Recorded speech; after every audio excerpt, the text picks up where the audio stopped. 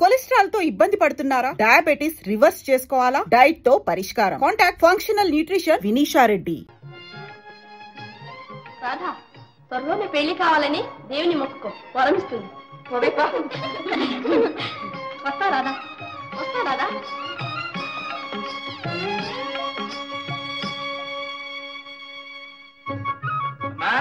రాధా,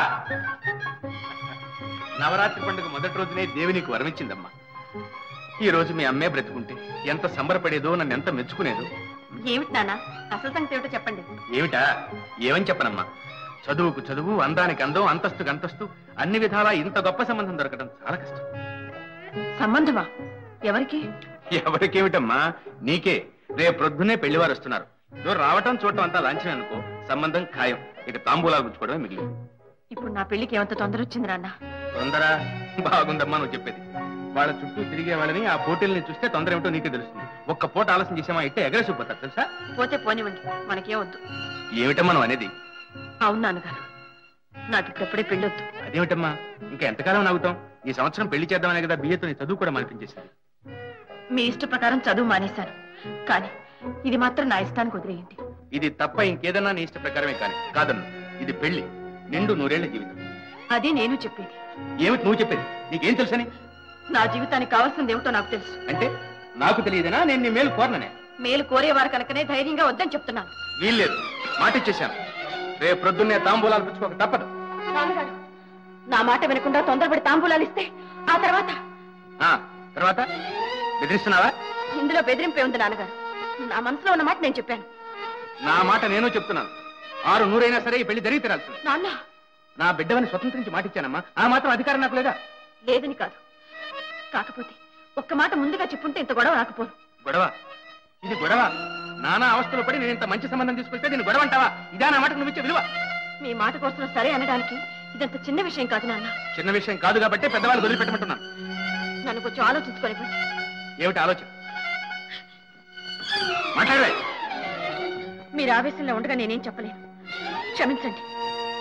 రాధా, ఏమిటా నిర్లక్ష్యం? ఏది ఏమైనా సరే ఈ పెళ్లి జరిగి తీరాల్సింది.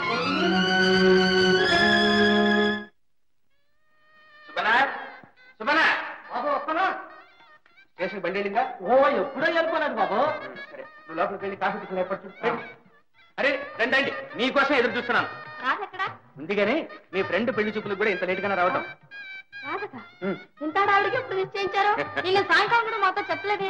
పెళ్లి వచ్చినా పిడికి వచ్చినా ఆగదమ్మా. పదండి పదండి పదండి. ఆ పెళ్లి కుదిరి ఎక్కడ? అయినుంది. మీరు వెళ్ళి త్వరగా అమ్మాయిని రెడీ చేయాలి. పెళ్లి వారు వచ్చి వేళైంది. త్వరగా.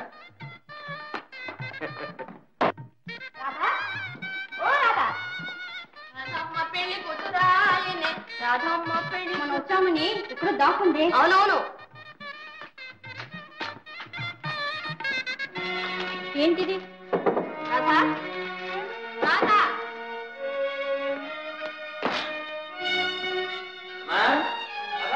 బాబాయ్. ఏమిటమ్మా ఇంకా ఆలస్యం? బాబాయ్ గారు. ఏమిటమ్మా? రాధ లేదండి. లేదా? ఇల్లు విడిచి వెళ్ళిపోయిందండి. ఇల్లు విడిచి వెళ్ళిపోవడం ఏంటి?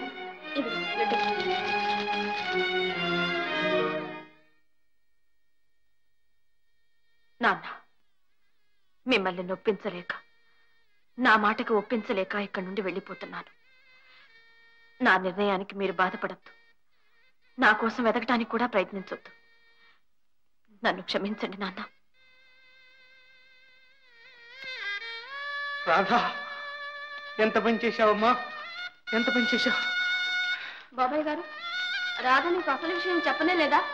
ఏమిటమ్మా అది? ఏమిటి? వేణుగోపాలరావు అని కాలేజీలో తోటి విద్యార్థికి మనసిచ్చింది. నెమ్మదిగా మీతో చెప్పి. వేణుగోపాలరావు? బాబాయ్ గారు, ఇదిగో ఫోటో. ఇతనా? ఇతనే. వాళ్ళ నాన్నగారు గుంటూరులో పెద్ద వకీలు, చాలా గొప్ప కుటుంబం. ఆయన ఎక్కడే చదువుతున్నారు బాబాయ్ గారు. అదేనమ్మా, లాయర్ వెంకటకృష్ణ గారు అబ్బాయి. ఆయన మీకు తెలుసా బాబాయ్ గారు? తెలుసా ఏమిటమ్మా, నేను మాట్లాడిన సంబంధమే ఇది. నిజంగా? నిజంగానేనమ్మా, అతనే ఇతను. అయ్యయ్యో పిచ్చి తల్లి, మాట మాత్రం ముందు చెప్పుకుంటే ఎంత బాగుండేదమ్మా, ఎంత బాగుండేది. భగవంతుడా, ఏమిటి ఘోరం! ఇప్పుడు ఏమిటి చేయటం నేను?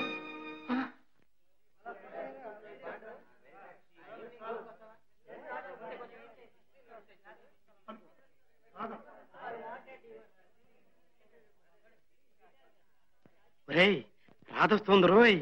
నా మాట విను, అనవసరంగా అమ్మాయిని. ఏం పర్వాలేదు, వేణు మరీ మరీ చెప్పాడుగా కాసేపు ఏడిపించమని. ఇలాంటి విషయాల్లో జోక్స్ వద్దురా, పూర్గా వద్దురా. ఎవడరా నువ్వు? 10 నిమిషాలు కంగారు చేశావంటే ఆ తర్వాత కలిగే ఆనందం నీకేం తెలుసు? నువ్వు వెళ్ళు బ్రదర్, నేను చెప్తాను. Hello miss Radha, good morning. Hello Raju, good morning. Venu room number తెలుసా? ఓ తెలుసు, రూమ్ నెంబర్ 16. కానీ లేడే, ఊరెళ్ళాడు. పెళ్లి నిర్ణయించారట, పరుగెత్తాడు. పెళ్ళా? ఎవరికి? కనకే మీతో చెప్పి మరీ పెడతానన్నాడే. వేణుకు పెళ్ళా? నువ్వు చెప్పేది నిజమేనా? ఓ మై గాడ్, ఇలాంటి విషయాల్లో జోక్ చేస్తారటండి. పెళ్లి విషయం ఫ్రెండ్స్ అందరికి ఇన్ఫార్మ్ చేయమని లెటర్ కూడా రాశాడు. ఐఎమ్ సారీ, మిమ్మల్ని బాధ పెట్టినట్టున్నాను. కానీ మనలో మనమాట, వాడిలా చేశాడు అంటే మాకెవరికి ఆశ్చర్యం లేదు. ఎందుకంటే అసలే వాళ్ళ నానంటే వాడికి హాడల్. ఆయన గుంటూరులో గర్జించాడంటే వాడు ఇక్కడే గజగజలాడతాడు. పైగా పిల్లని కూడా చూడకుండా పెళ్లి చేసుకోవాలటండి. పాపం ఒక వంక ఏడుస్తూనే వెళ్ళాడు. ఏమిటి, వాళ్ళ నాన్నగారికి భయపడి ఈ పెళ్లి ఒప్పుకున్నాడా? అవునండి, వాడు స్వయంగా వచ్చి మీకు క్షమాపణ చెప్పుకుంటానాడే. మీరు ఇంటికి వెళ్ళండి, ఈ పాటికి వచ్చే ఉంటాడు. థ్యాంక్స్ రాజు, వస్తాను. చూడండి, బాధపడకండి. మనం ఒకటి తలిస్తే తాను ఒకటి తలవడం దైవానికి దొరలవాటు.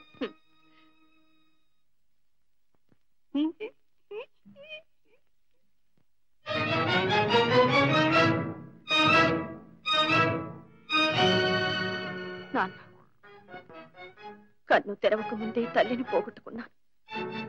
ఏ లోటు లేకుండా పెంచాడు. ఆ విశ్వాసమైనా లేకుండా మిమ్మల్ని మోసగించి వచ్చాను. నేను మోసపోయాను. నాకు తగిన శాస్తి జరిగింది. ఇక నాకు మరణమే శరణ్యం.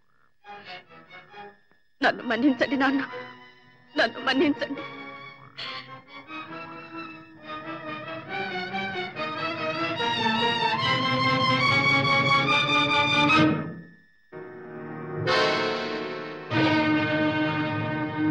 ఎవరు మీరు? వదలండి. నన్ను ఆపడానికి మీరెవరు?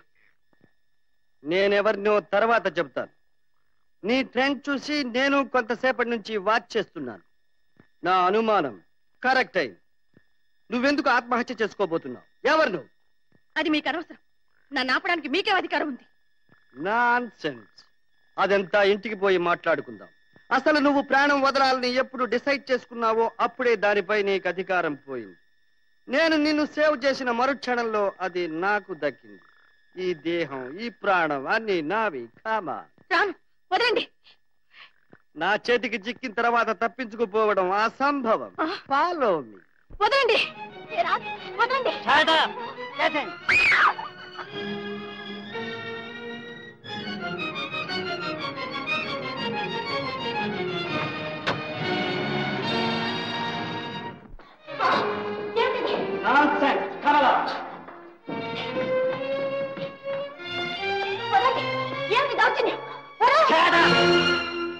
ఇక నిన్ను వదలాలా మానాలా అన్నది నా ఇష్టం. నా మీద మీ ఇష్టం ఏమిటి? చెప్పానుగా, నీ ప్రాణం కాపాడమేనని. లుక్ షేర్ డియర్, పుట్టినప్పుడు నీకు ఇష్టమై పుట్టావా, నీకు ఇష్టం వచ్చినప్పుడు పోవడానికి. అదెంతో ఇది అంతే. ఏమంటావు? బై నీకు తల్లిదండ్రి ఉన్నారా? తండ్రి ఉన్నారు. ఓహో, కన్న తల్లి లేదన్నమాట. సవతి తల్లి పెట్టే బాధలు భరించలేక? నాకు సవతి తల్లి లేదు, ఆ బాధలు లేవు. అయితే నీ భర్త చెడుదారులు బట్టి ఉండాలి. కర్మ, నాకు ఇంకా పెళ్ళే కాలేదు. I see, that's good. చదువుకున్నావా? బిఏ. ఓహో, అర్థమై. పరీక్షలో తప్పి నాన్నగారు కోపడతారని? కాలేజీ పరీక్షలు ఎప్పుడు ఫెయిల్ కాలేదు. అయితే బ్రతుకు పరీక్షలో ఫెయిల్ అయ్యావా? నీ పేరేమిటి? Radha. Radha, very romantic name.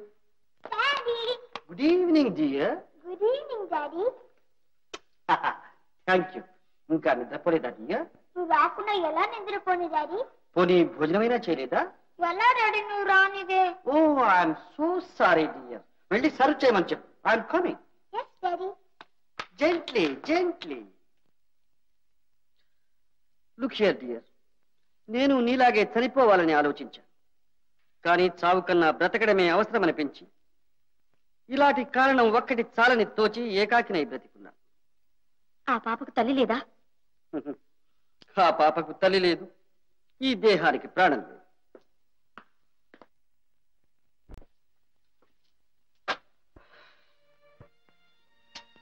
Hello dear. నా ఇల్లాలు అనురాధ, ఉత్తమురాలు, అతిలోక సుందరి, అందం ఆనందం కలబోసి పోసిన బంగారు బొమ్మ. ఆమెను తీసుకుపోవాలన్న దురుద్దేశంతో విధి నాకు ఎనలేని సిరి సంపదలిచ్చింది.